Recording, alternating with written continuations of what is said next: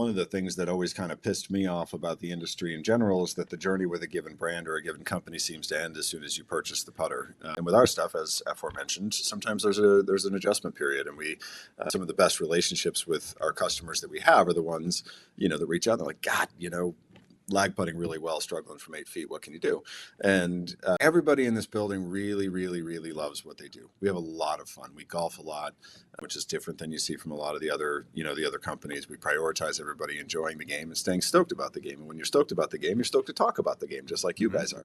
And late 21, early 22, and then we steadily grew to where it was a sustainable company and we were profitable and selling putters. And then, after Lucas won back-to-back events in 2023, the demand was so significant that it just, it sort of forced their hands. And that's why you see them all, kind of copying us now, because they underestimated the potential for us to actually take market share.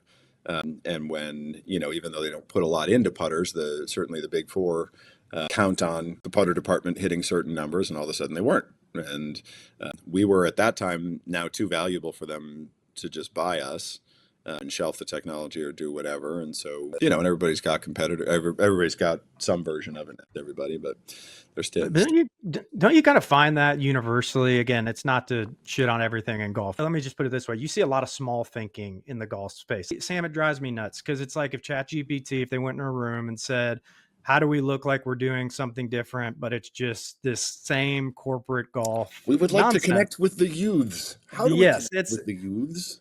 And it's so obvious. And granted, these Utes. 2 Utes. Did you say Utes?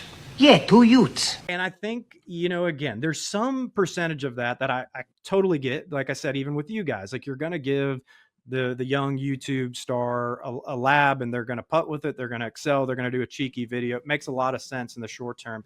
But I do wonder, you're about to be the leader of innovation. Where do you see lab in kind of the golf lifestyle arena at all? Or is this going to just be laser focused on putter proliferation specifically? It's certainly in the immediate future, putters, or not even just putters, putting.